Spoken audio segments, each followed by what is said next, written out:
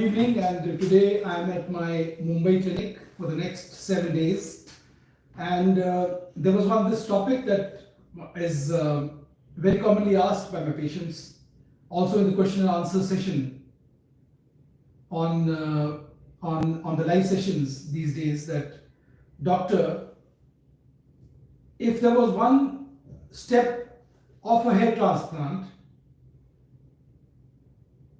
which you were allowed to do, which step would you choose as the most important step, of course, of hair transplant surgery to do?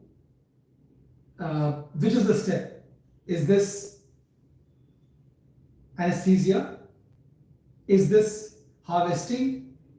Is this slit making? Is this plantation? Or is this overall supervision and follow-up of the client? Well, I thought over this quite a bit, though in my clinic I do all the surgical steps myself.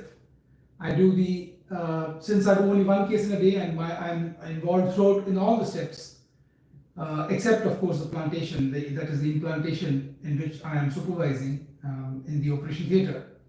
I do the entire counseling before a procedure. I do the hairline design.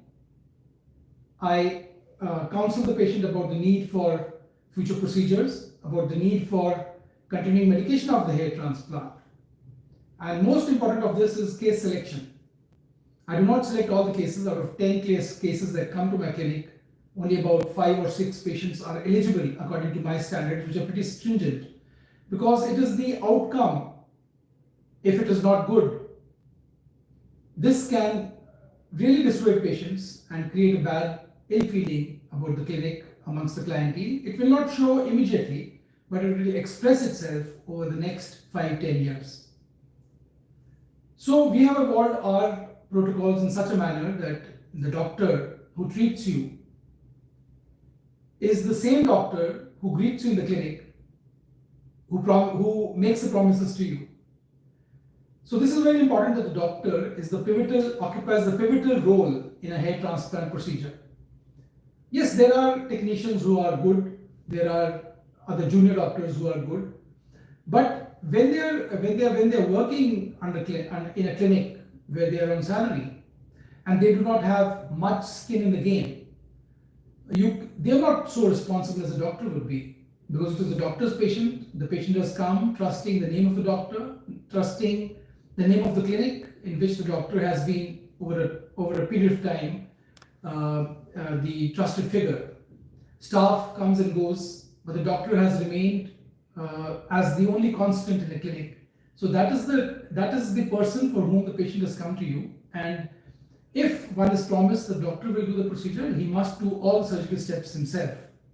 But coming back to the question, which is the most important step of a hair transplant procedure?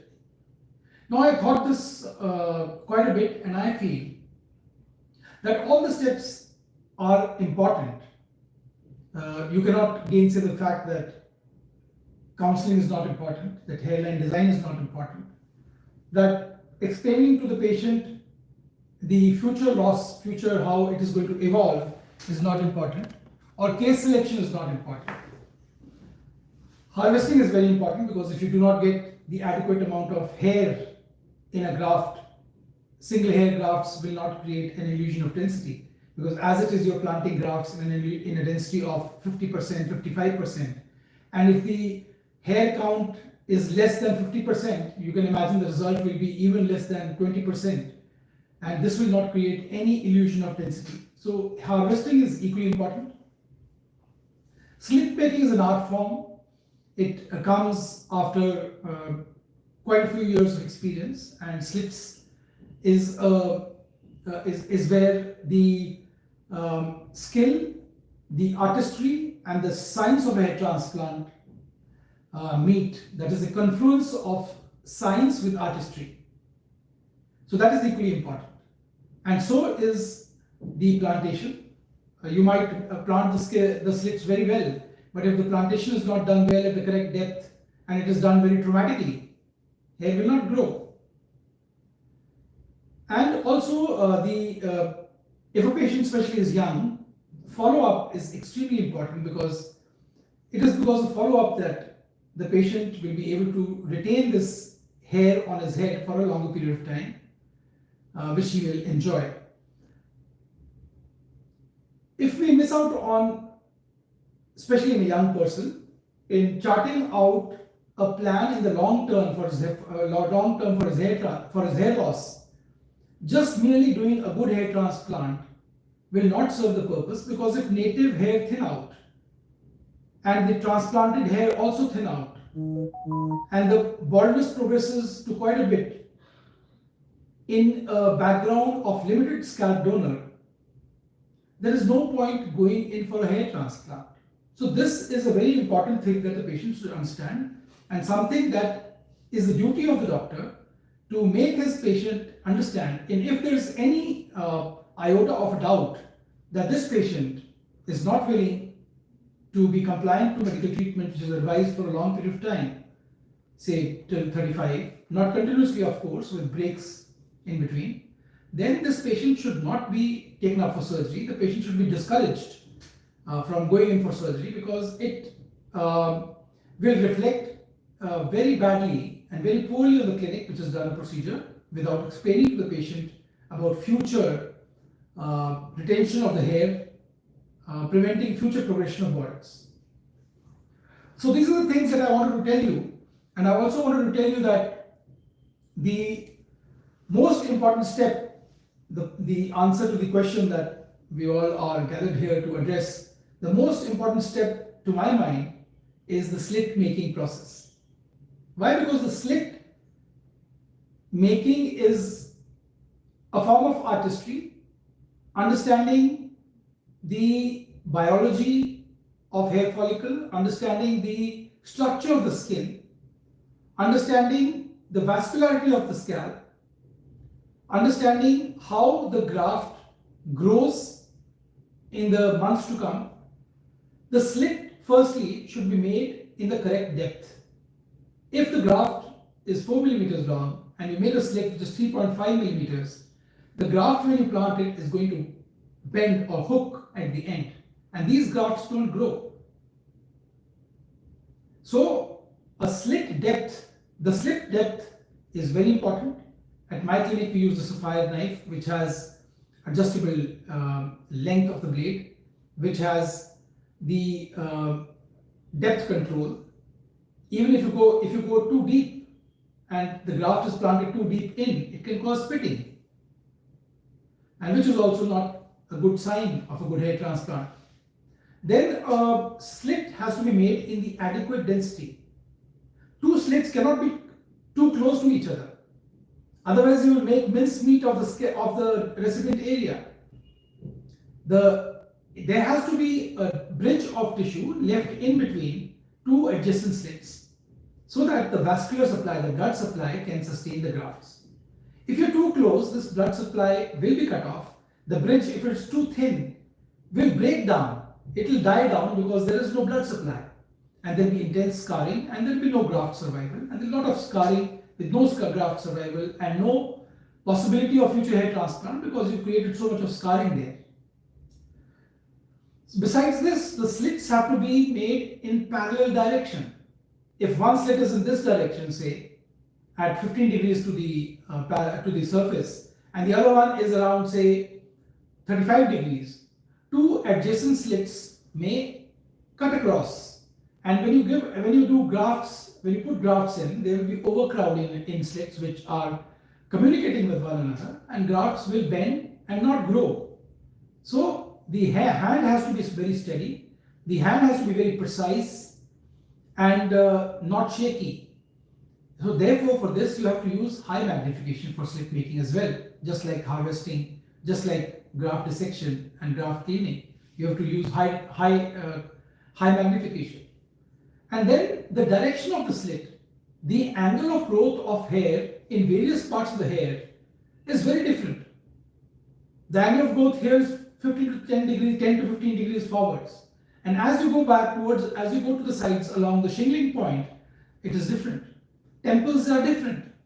Temporal hair have to be planted in a technique which is called fishtailing. And then as you go to the crown, there is a whorl pattern which is distinct for different people, and that has to be followed. If the crown has two whorl patterns, you cannot expend all your grafts in recreating two whorl patterns. It will take all the grafts away. So you have to be intelligent enough to determine which whorl to copy and the other whorl to ignore. So slit making is very important to determine first the density, the angulation of the grafts, which determines the naturalness, and also the density, the naturalness, and the angulation of the grafts which grow. So this is very important. So this is one step which should never be given to a technician to do. And of course, the next important step is the harvesting, which also is a surgical step. It should not be given to a technician to take charge of. These are surgical steps, and in most countries, all surgical parts of the hair transplant are not delegated to technicians, not delegated to staff which is not a doctor staff. And it is also not delegated to doctors who have no business in doing hair transplants, like dentists, like BHMS doctors, like Ayurvedic doctors, homeopathic doctors, and doctors for various other disciplines which are not approved by the National Medical Council to do hair transplant surgeries. So, to my mind, the most important step of a hair transplant is the slit making, followed by the harvesting of the grafts, because harvesting of grafts is going to determine the hair count. You might have harvested 3,500 grafts, but if these 3,500 grafts just contain 3,500 hair, what sort of result are you going to get? Where the average graft should contain about 2.5 hair per graft. Only then can you get a semblance of a result. As it is in a hair transplant, we're just about managing, teetering on creating an illusion of fullness. And if you decrease the hair count per graft, you're not going to create any illusion by any standard. So these are the important steps that are important in a hair transplant. Besides that, I'll see if there's something else that is of importance. Yeah.